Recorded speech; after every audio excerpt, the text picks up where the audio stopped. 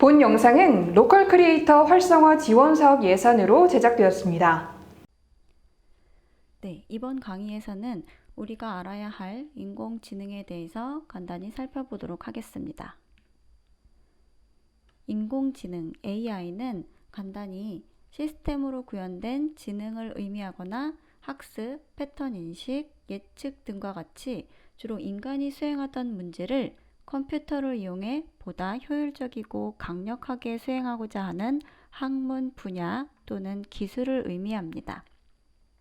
우리 생활에서는 자율주행 자동차나 의료 분야 등에서 인공지능 기술이 다양하게 적용되고 있습니다.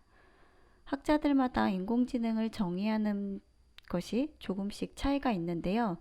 대체적으로 기계가 인간처럼 학습하고 생각하고 판단 그리고 행동하는 그것들을 인공지능이라고 합니다. 그럼 우리 생활 속에서 인공지능 기술이 적용된 몇 가지 예를 한번 들어보도록 하겠습니다. 먼저 이메일인데요. 구글은 다양한 기능에 AI를 적용하고 있고 이메일에서 어떤 스팸 메일을 걸러준다든지 그리고 이메일을 분석해서 기본, 소셜, 프로모션, 업데이트 등의 카테고리로 자동으로 구분해주는 기능에도 AI 기술을 사용하고 있다고 합니다. 그리고 인공지능 하면 빠질 수 없는 것 중에 하나가 자율주행 자동차인데요. 자동차가 스마트해지면 인간의 실수 때문에 발생하는 교통사고를 낼 확률이 적어지고 날씨에 따른 설정이나 자동차 주인의 선호도에 따른 설정을 자동적으로 조절해 주기도 합니다. 그리고 인간이 직접 운전하지 않고도 목적지까지 안전하게 갈 수 있도록 자율주행 자동차가 많이 연구되었습니다. 그리고 최근엔 시범운행도 할 정도로 상용화에 가까워지고 있습니다. 물론 얼마 전에 한 기업의 자율주행 자동차가 주행 중에 충돌 사고가 발생하기도 했는데요. 다행히 운전자는 무사했지만 우리가 자율주행 자동차 연구를 하면서 더욱 양질의 데이터가 많이 필요하고 그리고 자동차의 눈과 귀가 되는 여러 센서들의 중요성 그리고 알고리즘에 대한 중요성을 한 번 더 알게 되는 계기가 되었던 것 같습니다. 앞으로 시간이 좀 더 지나고 더 많은 연구가 진행되면 자율주행 자동차가 더 스마트해지고 성장할 것 같습니다. 네, 그리고 내비게이션인데요. 보시는 화면은 이스라엘의 웨이즈 앱이라고 하는데요. 인공지능으로 가장 빠른 경로를 찾아준다고 합니다. 그리고 맵 기능뿐만 아니라 소셜 기능까지 추가되어 있어서 실시간으로 도로 상황을 알 수 있다고 합니다. 또한 너무나 잘 알려진 우버도 카풀할 사람들의 효율적인 경로 그리고 도착 시간을 예측하는 데에 인공지능 기술이 사용되고 있다고 합니다. 네, 이번엔 은행에 대한 이야기를 해보려고 하는데요. 혁신을 도입하는 속도가 느린 편에 속하는 금융기관에서도 인공지능 기술을 도입하기 시작했다고 합니다. 은행 이용자의 계좌 정보를 보고 반복적으로 결제가 일어나는 패턴이라든지 그리고 사용자의 행동 등을 분석해서 청구서 알림이나 그리고 초과 인출이 될 것이라고 감지가 된다면 사전에 사용자에게 미리 알림을 한다든지 그리고 계좌 이체 통지 같은 것을 인공지능 기술을 통해 제공하고 있다고 합니다. 그리고 인공지능 기반의 간편한 대화 기반 챗봇 등을 통해서 거래를 하거나 상담 업무를 하고도 있고요. 인공지능이 사용자의 성향이나 자산 현황 등을 분석해서 개인별로 마케팅을 할 수 있게 된다고도 합니다. 그리고 의료 분야인데요. 의료 분야에서도 의료 영상을 검토하고 종양을 발견하고 진단을 내리는데 인공지능 기술이 사용되고 있습니다. 보통 예전에는 증상이 발견되면 증상을 통해서 병을 찾아내고 그리고 치료를 시작했었는데요. AI 기술을 사용하면 증상이 발현되기 전에도 환자의 생활 패턴을 분석해서 잠재적인 병을 감지하는 수준까지 이르렀다고 합니다. 이런 점은 기존보다 훨씬 더 효율적이라고 볼 수 있겠죠. 그리고 희귀 유전병을 식별하는 분야에서도 인공지능이 큰 도움을 주고 있다고 합니다.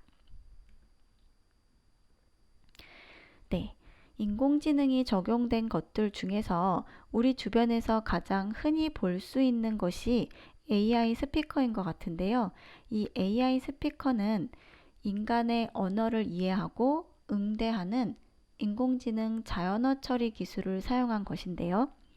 스마트홈이나 자동차 등에서 디바이스와의 소통을 음성으로 명령하는 것뿐만 아니라 번역, 그리고 감정 분석 등의 영역에서도 활용된다고 합니다. 그리고 이런 기술을 사용한 챗봇 같은 자동화된 전화 서비스로 콜센터가 많이 대체되었다고 합니다. 검색 엔진은 AI 기술을 최대한 활용하고 있는 분야인데요. 사용자가 찾고 있는 것을 인공지능이 판단해서 원하는 데이터를 쉽게 찾을 수 있게 하는 데에 AI 기술이 사용되고 있습니다. 그리고 사용자가 보인 관심이나 행동, 선호도와 같은 이런 방대한 고객 데이터셋을 분석해서 고객의 성향에 맞는 광고를 제공하는 곳에서도 AI 기술이 사용되어집니다. 이렇게 보셨듯이 이미 우리 생활의 여러 분야에서 여러 분야에서 인공지능 기술이 사용되었는데요. 좀 더 자세히 알아보도록 하겠습니다. 인공지능이라는 것은 1950년대부터 연구가 시작이 되었고요. 1980년대에 들어서면서부터 머신 러닝이라는 기계를 학습하는 여러 가지 방법에 대해서 연구되고 개발이 되었습니다. 그러다가 2010년도에 이런 인터넷 그런 구글이나 페이스북 같은 그런 인터넷 기업들이 많이 성장을 하면서 양질의 데이터를 많이 얻게 되었죠. 그래서 빅데이터가 생기면서 그 데이터를 가지고 학습을 할 수 있는 그 기반이 마련된 2010년도부터 인공지능이 급속도로 발전되었다고 합니다. 그럼 이 인공지능이 학습하는 방법에는 어떤 것이 있는지 한번 알아보겠습니다. 머신러닝은 크게 지도학습, 비지도학습, 그리고 강화학습 이렇게 나뉘는데요. 지도학습은 학습을 하기 전에 그런 어떤 문제와 정답을 모두 알려주고 공부시키는 방법입니다. 예를 들어서 코끼리에 대한 사진이라든지 어떤 정보를 제공해주고 이것은 코끼리야 라고 미리 알려주는 방법인 거죠. 그리고 기린에 대한 사진이나 데이터를 주고 이것은 기린이야 라고 미리 알려주고 기계가 학습한 후에 그것들을 분류할 수 있도록 학습시키는 방법이 지도학습입니다. 그리고 비지도학습은 답을 가르쳐주지 않고 공부시키는 방법.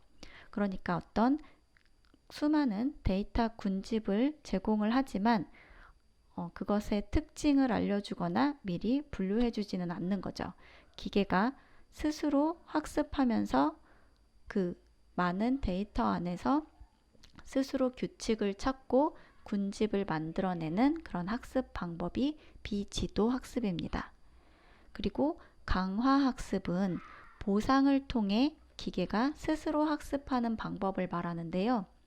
기계가 어떤 학습을 하고 결과를 내면 잘한 경우에는 상을 주고 결과가 좋지 않은 경우에는 벌을 줌으로써 이런 상은 최대화할 수 있고 벌은 최소화할 수 있도록 그 방향을 스스로 학습하고 결과가 좋은 쪽으로 훈련되도록 스스로 학습하는 방법이 바로 강화학습, 보상학습이라고 합니다. 네, 기술이 발전하면 그 기술을 사용하면서 도덕적인 문제가 있는지 없는지 윤리적으로도 생각을 해봐야 하는데요. 그 한 예가 트롤리 딜레마입니다. 원래 트롤리 딜레마는 영국의 철학자가 제시한 것인데요.